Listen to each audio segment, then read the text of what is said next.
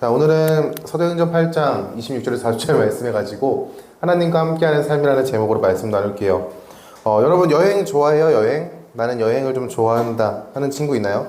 시험을 마친 친구들이 있고 마치지 못한 친구들이 있지만 대부분 마친 친구들은 시험 때 하지 못했던 거, 시험 때 내가 나를 통제하면서 공부했었던 그 스트레스를 풀기 위해서 다양한 자유 시간을 좀 가졌을 거예요.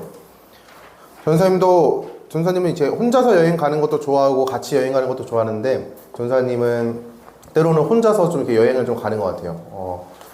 어디로 가냐면은 그냥 바다 보러. 네. 밑도 끝도 없습니다. 그냥 바다가 있는, 어차피 삼면이 바다니까 북으로는 못 올라가고 남쪽으로 갈 수 있으니까요. 바다를 보러 가끔씩 갑니다. 주로 전도사님은 글램핑을 자주 가는데 혼자 여행을 가면요 계획을 짜지 않아도 돼요. 뭔가 돈 예산도 짜지 않아도 되고 어떻게 할 거라는 계획도 짜지 않아도 되고, 그리고 이제 혼자만의 시간을 보낼 수 있다는 매력이 있는 것 같습니다. 하지만 힘들어요. 네, 솔직히 말하면 혼자 여행 가는 건 힘들긴 합니다. 근데 반대로 같이 여행을 가면요 준비하는 과정이 너무 복잡해요. 친구들끼리 시간도 맞춰야 되고요, 돈도 맞춰야 되고요, 숙소도 알아봐야 되고 그 사람들의 필요를 하나하나씩 챙겨야 합니다. 하지만 시작은 굉장히 느린데 여행 중에 함께하는 사람이 있어가지고 더욱더 즐거운 것 같습니다. 그리고 그 여행이 때로는 함께하는 사람 때문에 좀 힘들 수 있어요. 그 친구와 의견이 맞지 않는 그 과정 가운데 힘들 수 있는데, 네, 아디다스에서 협찬받았나봐요. 네. 새 친구가 아디다스 똑같은 거 입고 왔네. 네. 그렇습니다. 네. 근데 돌이켜보니까요 친구들과 함께한 여행이 참 즐거웠었다라고 기억이 돼요. 여러분도 이제 성인이 되면, 지금은 그러지 말고요, 성인이 되면 부모님의 허락을 받고 친구들과 함께 여행을 한번 가봤으면 좋겠습니다. 자, 성도의 삶은요 하나님과 함께 여행을 떠나는 것과 같아요. 성도의 삶은 하나님과 함께 하나님께서 보내시는 그곳 가운데 동행하는 삶이라는 것이죠. 마태복음 28장 20절 말씀에는요 내가 세상 끝날까지 너희와 함께 있으리라 라고 약속하셨습니다. 그리고 요한복음 14장 18절 말씀에는요 내가 너희를 고아와 같이 버려두지 아니하고 너희에게로 오리라 라고 말씀하셨어요. 그리고 예수 그리스도의 은혜로 구원받은 성도에게는요 성령 하나님께서 그 성도의 마음 가운데 찾아오십니다. 그리고 언제나 함께 하시고 동행하세요. 성도는요 혼자서 살아가는 존재가 아니에요. 상황과 환경이 나를 혼자라고 생각하게 하고 뭔가 계속 구석으로 밀어넣는 것만 같고 내가 그 주변 환경에 휩쓸려가지고 너무나도 외롭고 고통스러운 그 가운데서도요 성도는요 혼자 있는 존재가 아니에요. 여러분들이 인식하지 못하는 그 가운데서도 하나님께서는요 함께 하신다라는 거예요. 성도는 성령 하나님과 함께 복음 전파의 사명을 감당하며 살아갑니다. 우리에게 허락하신 그 은혜, 우리를 구원하신 그 이유는 세상 가운데 복음을 전파하라고, 복음을 전하라고, 사랑하는 이들에게 예수 그리스도를 전하라고 우리를 세상 가운데서 부르셨습니다. 그리고 세상으로 보내시는 것이죠. 자, 오늘 말씀은 성령 하나님과 함께 복음 전파의 사명을 감당한 성도의 모습을 그려내고 있어요. 지난 시간 말씀에 빌립 집사님에 대한 이야기 했었는데 기억나나요, 여러분? 빌립 집사님이 사마리아 성에서 복음을 전했습니다. 수많은 사람들이 예수님을 믿었죠. 그리고 그 가운데 시몬이라는 그 사람이 자기의 욕심을 가지고 성령님을 구하는 그 장면들도 보았습니다. 자, 이제는요 빌립이 하나님의 명령을 따라서 다른 곳으로 가게 되었어요. 사도행전 8장 26절 말씀입니다. 주의 사자가 빌립에게 말하여 이르되 일어나서 남쪽으로 향하여 예루살렘에서 가사로 내려가는 길까지 가라 하니 그 길은 광야라 라고 얘기합니다. 여러분, 하나님께서 보내신 곳은요 광야였어요. 광야. 여러분, 광야가 어떤 데인지 알아요? 광야? 사막과는 조금 다른데 그렇다고 뭐가 있진 않아요. 나무들도 쬐깐하고요. 그리고 물도 많이 없고요. 광야에서 길을 잃으면요 죽을 수도 있습니다. 너무나도 햇볕이 뜨겁게 내리쬐는 그 광야에서 그저 허우적거리다가 죽을 수 있어요. 하나님께서 빌립을 보내신 곳이 어디냐? 바로 광야예요. 빌립 집사님은 하나님의 말씀에 순종함으로 광야로 향했습니다. 광야에 가는 길로 향했는데 거기서 누굴 만나냐? 바로 에티오피아 여왕 간다게의 모든 그 꼴을 맡은 내시를 만나게 돼요. 그 내시가 하나님께 예배하러 예루살렘에 왔다가 이제 다시 귀국하는 길이었어요. 다시 자기 나라로 돌아가는 길이었어요. 이 내시가 이사야의 글을 읽고 있었습니다. 이사야서 글 말씀을 읽고 있었어요. 여러분, 이사야 어디 있는지 알죠? 자, 이사야 말씀을 읽고 있었는데 하나님께서 빌립에게 자, 에디오피아 내시가 있는 그 수레에 가까이 가라라고 말씀하십니다. 그 말을 듣고 빌립이 그에게 달려갔다라고 성경은 얘기하고 있어요. 자, 빌립 집사님은 에디오피아 내시가 타고 있는 수레 근처로 달려가서 에디오피아 내시가 이사야서를 읽고 있는 것을 깨달았어요. 그리고 그에게 묻습니다. 자, 당신은 이 말씀을 깨닫습니까? 라고 물어요. 사도행전 8장 31절에서 34절 말씀입니다. 그때 내시가 이렇게 대답하는 거예요. 대답하되 지도해주는 사람이 없으니 어찌 깨달을 수 있느냐 하고 빌립을 청하여 수레에 올라 같이 앉으라 하니라. 읽는 성경 구절은 이것이니 일러스되 그가 도살자에게 가는 양과 같이 끌려갔고 털 깎는 차 앞에 있는 어린 양이 조용함과 같이 그의 입을 열지 아니하였도다. 그가 굴욕을 당했을 때 공정한 재판도 받지 못하였으니 누가 그의 시대를 말하리오. 그의 생명이 땅에서 빼앗김이로다 하였거늘. 뭐야. 고개를 드니까 사람이 많아졌어요. 네. 자, 그 내시가 빌립에게 말하되 청컨대 내가 묻노니 선지자가 이 말한 것이 누구를 가리킴이냐, 자기를 가리킴이냐, 타인을 가리킴이냐 라고 얘기합니다. 자, 여러분, 이 내시가 읽었던 책 이사야의 말씀, 여러분 이거 무슨 말인지 알아요? 내시가 읽었던 책 이사야의 말씀, 여러분들 무슨 말씀인지 아나요, 여러분? 네, 2번이나 눈을 마주쳤지만 2번이나 눈을 피했던 건이가 한번 얘기해볼까요? 그 이사야의 말씀이 뭘 얘기하고 있는 걸까? 다시 한번 읽어줄게요. 봐봐요. 그가 도살자에게로 가는 양과 같이 끌려갔고 털 깎는 자 앞에 있는 어린 양이 조용함과 같이 그의 입을 열지 아니하였도다. 그가 굴욕을 당했을 때 공정한 재판도 받지 못하였으니 누가 그의 세대를 말하리요. 그의 생명이 땅에서 빼앗김이로다 하였거늘. 이사야의 말씀입니다. 누구를 이야기하는지 알겠어요? 맞아요. 예수님을 이야기하고 있어요. 에디오피아 내시가 읽었던 이사야의 말씀이 가리키고 있는 그 대상은 누구냐? 바로 하나님께서 이 땅을 회복하시고 이 땅 가운데 죄악된 자들을 심판하시겠다라고 그에게 보내주시겠다고 약속하신 메시아에 대한 말씀입니다. 자, 메시아가 그리스도예요. 자, 히브리어로는 메시아라고 그러고요. 헬라어로는 그리스도라고 하는데 그 심판자, 구원자를 보내주실 거야 라고 얘기했어요. 자, 이사야 53장 1절 말씀 이렇게 얘기합니다. 우리가 전한 것을 누가 믿었느냐? 여호와의 팔이 누구에게 나타났느냐? 라고 얘기합니다. 여기서 여호와의 팔은요, 하나님의 권능을 가진 자, 하나님의 권능을 가지고 세상을 심판하고 하나님 나라의 백성을 구원할 자를 가리키고 있어요. 메시아에 대한 묘사에 대해서 서술하는데 그 묘사는요, 우리가 생각하는 모습과는 좀 달라요. 여러분 생각해봐요. 세상의 악을 무찌르고 자기 백성들을 구원할 그 메시아, 구원자에 대한 이미지 여러분 어때요? 히어로에 대한 이미지 어떻습니까, 여러분? 여러분 마블 좋아하죠? 마블 좀 마블 좋아하는 사람이 있을 수 있으니까 이러면 하면 안 되겠다. 자, 마블 히어로를 보면요, 대부분 뭐예요? 재력, 힘도 세, 번기도 다르죠. 가끔씩 뭐 분노 조절 장애도 있긴 하지만 또 누가 있죠? 활도 잘 쏘는 애 있고요. 여자요. 여자요. 네, 그 막 개미처럼 작아진 애도 있죠. 자, 영웅을 생각하면요, 굉장히 뭔가 악의 무리들을 다 제압할 것만 같고 자기 백성들을 다 보호할 것만 같고 이런 강한 이미지를 생각합니다. 근데 오늘 말씀을 읽었던 걸 보니까 별로 그렇지 않은 것 같아요. 이 말씀, 이사야의 말씀 함께 볼게요. 이사야 53장 7절에서 8절 말씀입니다. 그가 곤욕을 당하여 괴로울 때에도 그의 입을 열지 아니하였으며 마치 도수장으로 끌려가는 어린 양과 털 깎는 자 앞에서 잠잠한 양같이 그의 입을 열지 아니하였도다. 그는 곤욕과 신문을 당하고 끌려갔으나 그 세대 중에 누가 생각하기를 그가 살아있는 자들의 땅에서 끊어짐은 마땅히 형벌받은 내 백성의 허물 때문이라 하였으리요. 자, 여러분 생각해봐요. 영웅의 모습이 보입니까?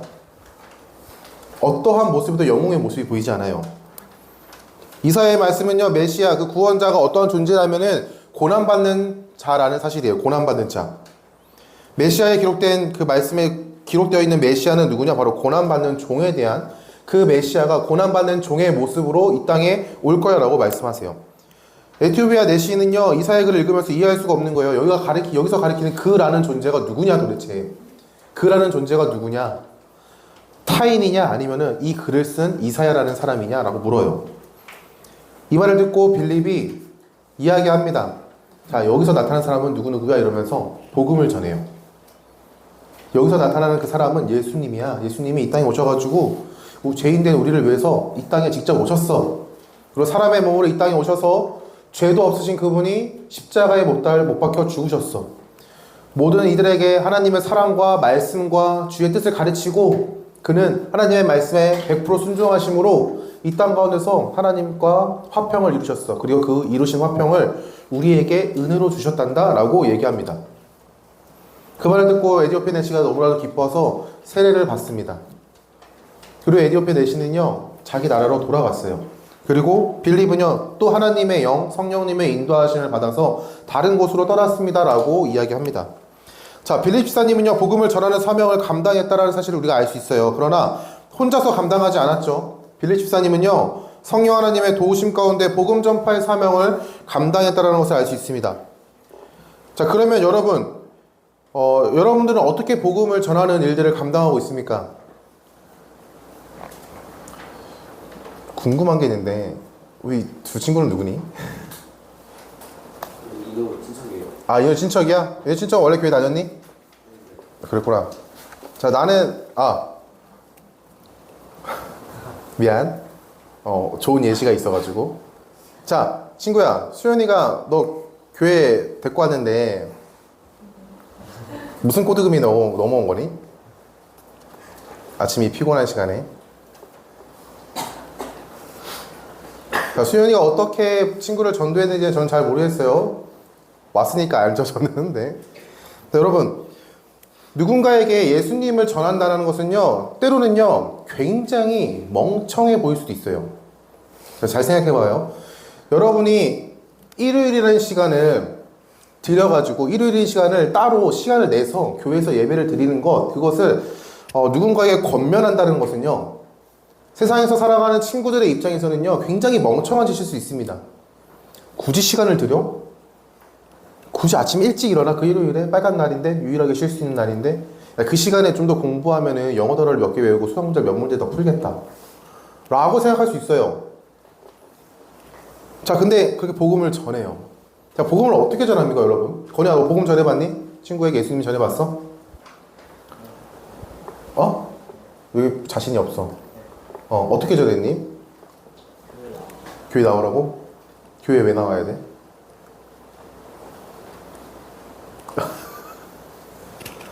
자, 여러분, 우리가 되게 연약한 존재입니다. 자, 그래서 성령 하나님께서 우리와 함께 하시는 거예요. 우리의 연약함을 아시는 그분이 우리와 함께 하셔서 우리에게 어떠한 말을 해야 되는지, 그 상황 가운데 어떠한 제스처를 취해야 되고 어떻게 그 사람들을 만나게 하시는지에 대한 하나님의 인도하심을 우리에게 허락하세요. 자, 그렇다면 이렇게 질문할 수 있어요. 여러분들은 그 하나님의 인도하심 가운데 복음을 전하고 있는가 말이죠. 내가 정말 사랑한다라고 고백하는 그 누군가, 친구가 될 수 있고 가족이 될 수 있는데 그 대상을 향하여 내가 복음을 전하고 있는지, 내가 예수님을 전하고 있는지를 한번 고민해 봤으면 좋겠습니다. 아니면요, 어떤 친구는 이럴 수도 있습니다. 내가 너무나도 연약하기 때문에 내가 아는 것도 많이 없고 내가 용기도 없고 담대하지도 못하고 내가 무슨 말을 해야 되는지도 생각도 못해서 내가 복음을 전하지 않습니다라고 얘기할 수 있어요. 하지만 성도에게 주어진 사명은요, 복음을 전하는 거예요. 복음 전한다는 게 굉장히 어렵다고 생각할 수 있는데 내가 믿는 예수님을 이야기하는 겁니다. 교회로 데리고 오라는 게 아니에요, 여러분. 내가 만난 예수님을 이야기해 주는 거예요. 그리고 그 친구가 그 예수님에 대한 궁금하고 예수님에 대해서 알아가고 싶어하는 마음이 있는 친구에게 권면하는 것이죠. 교회 같이 가볼래? 라고. 자, 오늘 말씀은요, 성령 하나님과 함께 복음을 전파했던 성도의 모습을 그려낸다고 했습니다. 자, 그런데 우리가 이렇게 질문해 볼 수 있어요. 자, 성도는 성령 하나님과 함께 복음을 전하는 사명을 감당한다 라고 하는데, 아니, 하나님이 함께 하신다는 걸 내가 어떻게 알아요? 라는 질문을 던져볼 수 있어요. 여러분, 그렇지 않습니까? 전도사님이 하나님과 함께하는 삶입니다 라고 이야기를 하는데 그걸 내가 어떻게 압니까? 라고 질문을 던질 수 있어요. 여러분들은 하나님과 동행한다는 사실을 인지합니까? 인지해요? 서연아, 인지하니? 어떻게 인지하니? How? 어떻게 인지해요? 나와 함께 하신다라고 하나님께서 말씀 가운데 그렇게 약속하시고, 아니, 앞에 나와서 설교하는 설교자가 계속해서 그렇게 이야기를 해요. 가스라이팅 하는 게 아니잖아요. 저는 말씀을 근거로 해가지고 계속 이야기를 하는 건데 그걸 어떻게 깨닫느냐 이거죠, 우리가. 그런 질문을 던질 수 있어요. 자, 그리고 이렇게도 질문할 수 있습니다. 빌립 집사님이 야, 저기로 가라는 하나님의 음성을 들었습니다. 그러면은 지금도 그렇게 말씀하시는가? 지금도 우리에게 야, 샬롬아, 네 옆집에 사는 친구에게 복음을 전해라 라고 이야기를 하시는가? 궁금증이 생긴단 말이에요. 질문이 던져져요. 근데 샬롬이 음성 들어본 적 있니? 하나님의 음성 들어본 적 있어요? 물어보는 거야. 윗집도 있고 아랫집도 있고 다른 집도 있을 거 아니야. 사람 목소리처럼 들린 적은 없어요. 사람 목소리 들린 적은 없어? 왜 그럴까? 혹시나 내가 일주일에 한 번씩 교회에서 예배 드리는 그 신앙만으로는 부족한 걸까? 라고 생각할 수 있어요. 그러니까 질문을 던질 수 있다는 거죠. 도대체 그 하나님을 어떻게 내가 인지할 수 있고, 그 하나님의 인도하심을 어떻게 알아갈 수 있고, 그 하나님의 인도하심 가운데 살아가는 삶이 어떠한 거다라고 머리로는 아는데 왜 나는 삶으로 체험을 못할까? 이렇게 이야기할 수 있어요, 여러분. 오늘은요, 이것만 좀 기억하고 갔으면 좋겠습니다. 빌립이 복음을 전했니 어쩌니 다 필요 없고요. 여러분들이 하나님의 인도하심을 깨닫는 방법에 대해서 전도사님이 이야기해 줄 건데, 그 방법을요 좀 기억했으면 좋겠습니다. 그리고 한번 도전해 봤으면 좋겠어요. 자, 첫 번째는요, 자, 기본적인 겁니다. 가장 베이직이 뭐냐면 하나님의 말씀과 기도가 내 삶의 중심이 돼야 돼요. 자, 너무나도 뻔한 말 같죠. 또 하나님의 말씀과 기도가 내 삶의 중심이 되어야 한다, 말씀 기도 많이 해야 된다라고 이야기하는 것 같은데, 어쩔 수 없어요, 여러분 경비야, 너 하루에 몇 끼 먹니? 미안. 자, 다시 잊어버려. 자, 얘들아, 너 하루에 몇 끼 먹어? 3끼 먹어? 왜 먹어? 뭐라고? 몰라? 안 먹으면 어때? 배고픈데 배고파서 먹는 거지. 자, 살기 위해서 우리 밥 먹습니다. 맞죠? 먹기 위해서 살진 않잖아요. 살기 위해서 밥을 먹죠. 그쵸?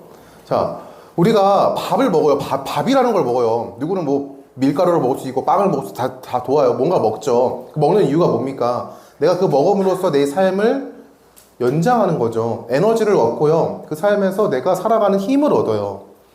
자, 똑같아요. 성도는요, 하나님의 말씀과 기도가 에너지가 되는 거예요. 우리가 밥을 먹으면서 에너지를 얻는 것과 똑같이 하나님의 말씀과 기도는요, 내 삶에, 성도의 삶에 에너지가 됩니다. 성도의 삶 가운데 그것은요, 단순하게 나의 종교적인 행위가 아니에요. 내가 살아가기 위한 수단입니다. 자, 여러분 혹시 직업병 있어요? 직업병? 여러분 직업병이 있으려나? 여러분 학생이니까 직업병 있어요? 여러분 학생이라는 직업을 갖고 있잖아요. 여러분 직업병 있어? 뭐 있니? 시험 기간 끝나면은 시험 기간에 배웠던 것들 자꾸 실생활에 적용. 시험 기간에 배웠던 것들을 실생활에 적용한다고? 예를 들면? 이번 국어 시험에 철쭉이랑 명사동이랑 진달래 구분하는 거 배웠는데 길 가다가 그거 구분하고 있어요. 꽃을 구분하고 있군요. 자, 직업병이라는 게 있습니다. 어떠한 직업을 가진 사람이 일하는 것에만 그 능력을 쓰면 되는데 내 삶에서도 그 능력이 나도 모르게 발휘되는 거예요. 그러니까 뭐냐면 눈에 띄고 그런 게 있어요. 네, 아마 우리 기원 선생님 같은 경우는 약사기 때문에 뭔가 이렇게 약을 받거나 이러면 뒤에 성분표를 보면서 얼마만큼의 내 몸에 효과가 있는가에 대해서 이런 거를 좀 잘 볼 겁니다. 전사님도 직업병이 있어요. 뭐냐면은 전사님이 청소년부 교육자잖아요. 전사님은요, 이제 늦은 시간에 집에 운전하면서 가다가 보면요, 이게 청소년 아이들이 집에 가는 모습 또는 배회하는 모습을 보면요, 그렇게 시선에 들어와요.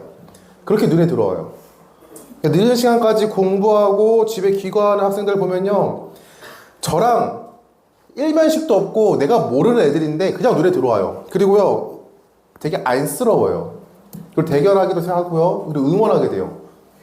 남의 집 자식인데 우리 교회 애도 아니고 전혀 모르는 사람인데 그냥 그래요. 눈에 자주 들어와요. 그리고 이제 고속도로나 이런 차를 운전하다 보면요, 교회들이 있거든요. 교회들. 그 교회가 눈에 잘 들어와요. 다른 거는 이렇게 무슨 식당이냐 어쩌는 거 잘 안 들어오는데 교회 간판이나 교회 십자가들이 잘 들어와요. 그러면서 뭘 하냐면은 저기는 어디 교단일까 하면서 찾아봅니다. 어디 교단? 담임 목사님은 누구? 설교는 어떻게 하시는구나. 직업병이죠, 직업병. 여러분, 빌리 치사님 한번 보십시오. 사람은요, 삶의 높은 비중을 차지하는 것에 있어서 영향을 받게 돼 있어요. 빌리 치사님 보면요, 사도행전 6장 3절 말씀에 빌리 치사님이 사도들 그 교회 안의 문제로 인해서 사도가 7명의 사람을 세워라. 내가 그를 집사로 세워서 이 문제를 해결할 거야. 라고 얘기합니다. 근데 그 세움의 조건이 뭐였냐면은 사도행전 6장 3절에 이렇게 말해요. 성령과 지혜가 충만하여 칭찬받는 사람이다. 라고 얘기합니다. 빌립 집사님은요, 말씀과 기도가 삶 가운데 중심이 되었던 사람이에요. 성령의 충만함을 받는 것은요, 말씀과 기도가 전제되지 않는 이상은요, 성령의 충만함을 받을 수 없어요. 그 사람은요, 빌립은요, 성령과 충만함을 받은 사람, 성령의 충만함을 받은 사람인데 말씀과 기도가 중심이 된 사람이었다는 것을 증명하고 있습니다. 여러분, 삶에 하나님의 말씀과 기도가 중심이 된다면요, 여러분의 삶 가운데 하나님의 말씀과 기도가 높은 비중을 차지하게 된다면은 말씀을 가지고 상황을 바라보게 됩니다. 그리고 내 생각과 내 뜻대로 행동하는 것이 아니라 하나님께 묻게 돼요. 어떠한 문제가 딱 마주했을 때 이 문제를 분석하고 이 문제를 어떻게 해결하는지에 대해서 해야죠. 해야 되는데 하나님께 항상 묻습니다. 왜요? 내가 내 삶에 그분을 향하여 기도했던 것이 습관화가 되면요, 하나님께 물어요. 하나님 이거 어떻게 해야 됩니까? 때로는 그 모습이 좀 이상해 보이기도 해요. 혼잣말 하는 것 같거든. 근데 묻게 돼 있어요. 그리고 말씀 가운데 판단합니다. 세상은 이 행동이 전혀 죄가 되지 않아요. 그러나 하나님이 싫어하시기 때문에 우리 그걸 하지 않아요. 여러분, 말씀과 기도가 삶의 중심이 되어야 됩니다. 높은 비중을 차지해야 돼요. 그래야 우리는요, 말씀 가운데 인도하시는 하나님의 음성을 깨달을 수 있어요. 마음 가운데 허락하시는 감동하심 가운데 우리가 그것이 있다라고 인지할 수 있다라는 거예요. 이게 성령 충만한 삶의 시작입니다. 두 번째로 뭐냐? 하나님의 주권을 인정하는 겁니다.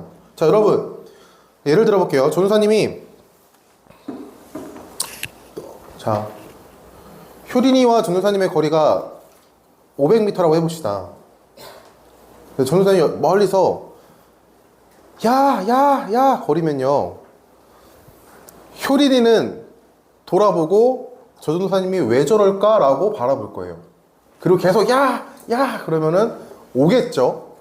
자, 이게 뭐냐면은, 자, 잘 생각해봐요. 안 올 수도 있어요. 안 올 수도 있는데 전도사님이 그러니까 효린을 가리킨 게 아닐 수도 있어. 근데 하나님의 주권을 인정하는 게 뭐냐면요, 하나님께서 말씀과 기도 가운데 우리에게 계속해서 깨닫게 하시는 사인들을 보내시는데, 하나님의 주권을 인정하는 것은요, 그것에 대한 우리가 깨닫는 거예요. 자, 전도사님과 효린이가 관계성이 없으면요, 그냥 누구를 부르나 보다 했을 거예요.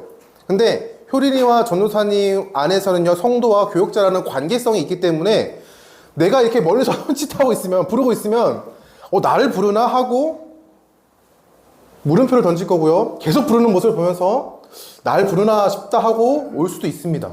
무슨 말이냐면, 하나님의 주권을 인정한다는 것은요, 하나님이 하나님됨을 인정하는 거예요. 성도는요, 하나님을 주로 고백하는 자입니다. 성도는 하나님을 아버지로 고백하는 자예요. 하나님의 주권을 인정한다는 것은요, 내가 하나님을 주로서 인정하고 그의 말씀 가운데 순종하며 나아갑니다라는 것을 드러내고 있어요.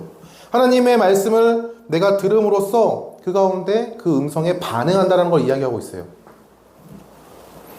하나님이 하나님 되었을 때 하나님의 말씀이 바로 서게 됩니다. 여러분, 하나님이 되었을 때 그 말씀이 바로 서게 돼요.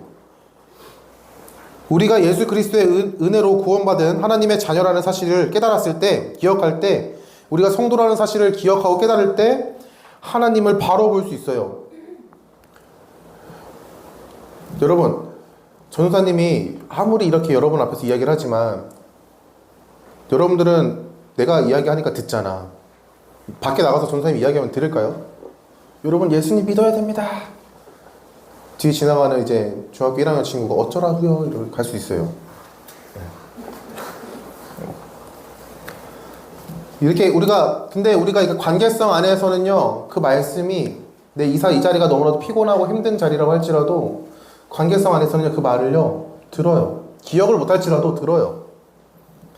하나님의 주권을 인정한다는 것은요, 하나님을 하나님으로 인정하는 것입니다. 여러분, 전사님이 지난번에도 얘기했지만 하나님은요, 세상을 만드신 창조주세요. 여러분에게 업신여길 존재가 아닙니다. 여러분이 무시해도 되는 존재가 아니에요. 그렇기 때문에 우리는 그분을 인정해야 돼요. 경배의 대상으로, 찬양의 대상으로. 그 가운데 말씀이 바로 서게 됩니다. 우리가 예수 그리스도의 은혜로 구원받은 자녀라는 사실을요 깨닫고 그것을 믿음으로 고백할 때 하나님을 온전히 바라볼 수 있어요. 우리는 그 은혜를 힘입어 아버지를 바라봅니다. 죄악된 존재가 아버지 앞에 나아갈 수 없지만 뭐가 이렇게 좋아? 네. 너무 설교가 너무 좋네요. 넌 나에게 모욕감을 줬어. 자, 그래요. 자, 하나님의 말씀을 인정할 수 있어요. 하나님이 하나님 되었을 때, 하나님의 주권을 인정했을 때. 그 가운데 우리가 하나님의 말씀을 깨달을 수 있고 하나님의 감동하심 가운데 하나님을 의지할 수 있습니다. 하나님을 인식할 수 있는 거예요. 그리고 이어서 세 번째로 나오는 게 뭐냐? 바로 나의 생각과 경험을 내려놓는 겁니다. 자, 하나님께서 말씀하신다는 것을 우리가 깨달았어요. 그러나 우리는요, 내가 경험했던 거, 내가 가지고 있는 지식과 내가 배웠던 지식들을 가지고 상황을 판단해요. 하나님의 음성을 판단합니다. 이것이 맞는가 틀린가를 판단해요. 자, 여러분, 오늘 말씀에 보면요, 하나님께서 빌립 지사님을 보낸 곳이 어디냐라고 얘기하면은 바로 광야라고 얘기할 수 있어요. 광야 어디라고 그랬죠? 아무것도 없는 곳이라 했습니다. 자, 여러분, 복음을 전하는데, 여러분 한번 생각해봐요. 복음을 전하는데, 광야로 가는 게, 사람이 없는 광야로 가는 게 더 효과적일까? 사람이 많은 도시로 가는 게 효과적일까? 여러분이 한번 생각해봐요. 이성적으로 판단해봐요. 여러분이 사람이 있을지 없을지도 모르는 광야로 가는 것이 옳은 것일까? 아니면 사람이 많은 도시로 가는 것이 옳을 것일까? 복음을 전해야 돼요. 당연히 도시죠. 네. 그 가운데서도 믿음으로 광야요라고 얘기하는 친구, 네, 감사합니다. 자, 그런데 하나님께서 보내신 곳이 어디예요? 광야예요. 복음을 전할 거면은 다른 성이나 도시로 가는 게 더 효과적일 것 같은데 많은 사람한테 복음을 전할 수 있잖아. 근데 하나님께서 광야로 보내십니다. 광야로. 그 가운데 빌립 지사님은요, 물음표를 던졌을 수도 있어요. 자신의 생각과 경험을 가지고 물음표를 던질 수 있었는데 그래도 빌립 지사님은요, 자신의 생각과 경험을 내려놓고 순종합니다. 그리고 하나님께서 인도하신 그 광야로 나아갔을 때 사람을 만나게 해요. 누구예요? 에디오피아 내시 고위직 관료입니다. 그 사람을 만나게 하시고 그 사람에게 복음을 전할 수 있는 기회를 주세요. 이 만남도요, 우리의 생각과 경험을 내려놓게 하는 것입니다. 자, 여러분 내시가 어떤 사람이에요? 내시? 잠깐만, 내시가 어떤 사람이니? 무슨 사람이야?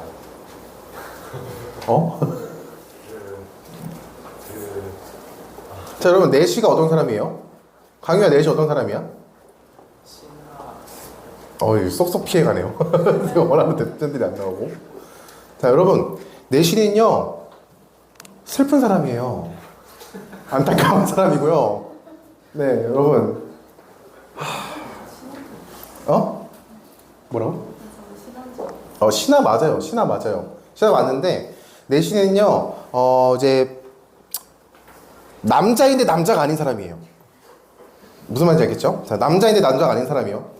왜 그러냐면은 이제 성 안에서도 남자로서 그 왕을 보필하는데 그 가운데서도 이제 궁녀들이나 이렇게 왕의 여자들을 만나는 일들이 많잖아요. 그 가운데 그러한 불상사들을 없애기 위해서 일부러 그러한 조치를 취합니다. 자, 내시는요, 남자이지만 남자가 아닌 사람, 남자의 구실을 하지 못하는 사람이에요. 근데 자, 신명기 말씀에 보면요, 하나님의 총회에 들어오지 못하는 사람들의 명단 4가지가 나와 있습니다. 그 중에 하나가 누구냐? 바로 내시예요. 다시요.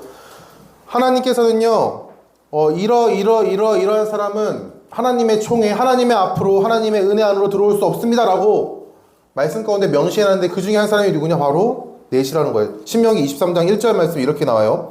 고환이 상한 자나 음경이 잘린 자는 여호와의 총회에 들어오지 못하리라 라고 얘기합니다. 원래 뭐죠? 순식간에 지나가가지고. 잘못되어 있었네요. 죄송합니다. 네. 하여튼 그래요. 자, 내시는요, 하나님의 총회, 하나님의 나라의 백성이 될 수 없는 존재예요. 사실은요, 빌립 지사님이 갖고 있었던 생각과 지식으로 판단하자면은 이 사람에게 복음을 전하는 게 맞는가? 라고 의문이 들을 수도 있어요. 그래도 복음을 전해요. 만약에 빌립 복음을 전하지 않았다면요, 그 사람은요, 그 에디오피아라는 나라, 그 가운데 복음이 흘러 들어가지 못했을 겁니다. 우리는 에디오피아라는 그 나라 가운데 예수 그리스도의 복음이 흘러 들어갔다라는 경로를요, 뭘로 추적하냐면은 이 사건으로 기억하고 있거든요. 만약에 자기 생각과 판단을 내려놓지 않았다면요, 복음이 전파되지 않았을 거예요. 근데 빌립 집사님은요, 자기 생각과 경험과 판단을 내려놓고 다가갔고 복음을 전했습니다. 그리고 그 복음 가운데 에디오피아 사람은요, 회개하고 회심하고 아버지 앞에 나아올 수 있는 은혜를 누렸어요. 우리가 말씀과 기도의 삶이 중심이 되었고 하나님의 주권을 인정하지만 여전히 우리가 가지고 있는 지식과 경험과 생각을 가지고 하나님의 말씀을 판단하잖아요. 그러면요, 어느 순간 그 하나님의 말씀을 내가 선택하게 됩니다. 자, 두 번째, 하나님의 주권을 인정하라고 그랬습니다. 주권, 하나님이 주인됨. 근데 내 생각과 경험으로 하나님의 말씀을 판단하는 순간 뭐가 되냐면은 이거를 순종해도 되는 것, 안 되는 것이라고 내가 판단하게 돼요. 그러면요, 하나님께서 예비하신 은혜들을 누리지 못합니다. 하나님께서 가라 라고 말씀하신 그 가운데 하나님 지금은 멈추는 게 좀 좋을 것 같은데요. 그러고 멈춰 봐봐요. 그럼 하나님께서 준비하신 것들을 우리가 누리지 못해요. 그리고 하나님의 말씀은요, 우리의 생각과 기준으로 판단할 수 있는 대상이 아니에요. 그 말은 즉슨 우리의 생각과 경험으로 판단한다는 것은 하나님을 업신 여기는 것과 다를 게 없습니다. 여러분이 그것을 기억했으면 좋겠어요. 자, 하나님의 인도하심을 깨닫고 인지하는 방법은요, 첫 번째, 하나님의 말씀과 기도가 삶의 중심이 되어야 하며, 두 번째, 하나님의 주권을 인정해야 합니다.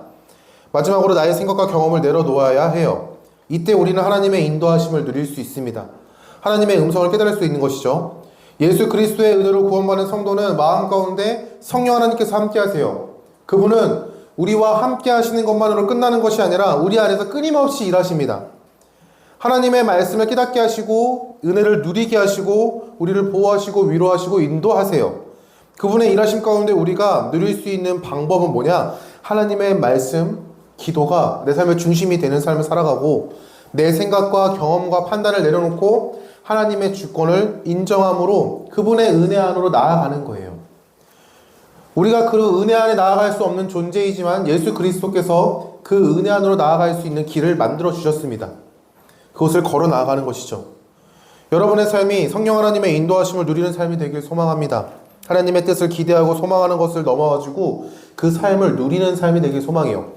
그저 멀리서 바라봄으로써 저 성도는, 저 친구는 저렇게 기뻐하는구나, 즐거워하는구나, 감사하는구나 라고 멀리서 바라보고 그렇게 부러워하는 것이 아니라 내가 그 안에 동참함으로 하나님께서 우리에게 허락하시는 기쁨과 평안을 누릴 수 있길 바라요. 언제요? 교회에서뿐만이 아니라 여러분의 삶에서. 하나님은요, 교회 안에만 계신 분이 아니에요. 여러분과 함께 동행하심으로 여러분의 집과 학원과 학교, 여러분이 가는 어느 곳에나 언제나 함께 하십니다. 그리고 그분이 여러분에게 항상 말씀하세요. 깨닫게 하시고 여러분을 인도하십니다. 여러분이 그것을 누릴 수 있길 바라요. 여러분은 세상 가운데로 하나님께서 보내신 하나님의 뜻을 세상 가운데로 증거하라고 보내신 하나님의 복음을 전하는 사명자입니다. 현재의 모습을 보고 나는 할 수 없다, 난 나중에 할 거야 라고 생각할 수 있어요. 그러나 하나님께서는 지금 여러분의 삶을 통해서 일하신다는 것을 기억했으면 좋겠어요. 여러분의 수준, 여러분이 성경의 지식을 많이 알고 있냐 없냐를 떠나서 여러분의 지금의 모습을 통하여 하나님이 일하세요. 그리고 그 모습을 통하여 뭐죠? 뭐요? 마지막 경고입니다. 잘 가, 유리? 안 돼요. 장난치면 안 됩니다, 여러분, 예배 시간에. 자, 여러분의 모습을 통해서 하나님께서는요, 지금 여러분을 통하여 세상 가운데 복음을 흘려보내시고 싶어 하세요. 그래서 여러분들이 내가 잘났고 못났고를 기준을 가지고 하나님의 말씀을 판단하지 마십시오. 그 가운데서도 하나님께서는요, 지혜를 주시고 무슨 말을 해야 하는지에 대해서도 주시고 만남 가운데 여러분이 복음을 전할 수 있는 용기도 주세요. 그것을 기대하고 소망함으로 그냥 나아가십시오. 하나님과 함께하는 삶을 살아가고 누릴 수 있길 바랍니다. 여러분이 그러한 삶을 살 수 있기를 예수님의 이름으로 축원합니다.